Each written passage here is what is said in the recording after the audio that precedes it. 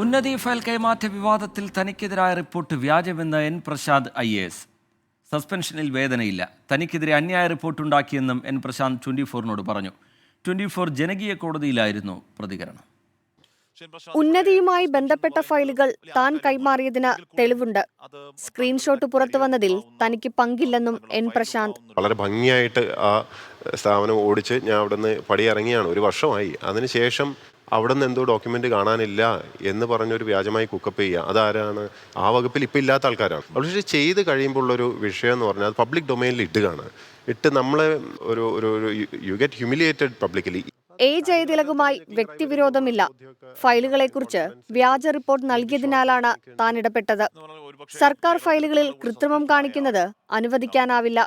ചെയ്യാൻ പാടില്ലാത്ത, അതിര് വിടാൻ പാടില്ലാത്ത ചില കാര്യങ്ങളുണ്ട് എന്നാണ്. എൻ്റെ ഫേസ്ബുക്ക് പോസ്റ്റ് അല്ല എൻ്റെ അഭിപ്രായത്തിൽ അതിരുവിടുന്നത് എന്ന് പറഞ്ഞാൽ പക അല്ലെങ്കിൽ വിദ്വേഷം, ഒരാളെ ശരിപ്പെടുത്തണം എന്നൊക്കെ തീരുമാനിച്ച് ഏത് അറ്റം വരെയും പോവുക, സർക്കാർ ഫയലുകൾ പോലും മാറ്റുക, കൃത്രിമം നടത്തുക, അതൊന്നും ആക്സെപ്റ്റബിൾ അല്ല.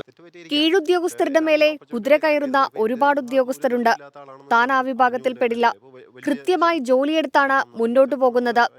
സാമൂഹിക മാധ്യമത്തിൽ മുൻമന്ത്രി ജെ മേഴ്സിക്കുട്ടിയമ്മയ്ക്കെതിരായ കമന്റ് വേണ്ടായിരുന്നുവെന്ന് ഇപ്പോൾ തോന്നുന്നുവെന്നും എൻ പ്രശാന്ത് പറഞ്ഞു. News desk 24.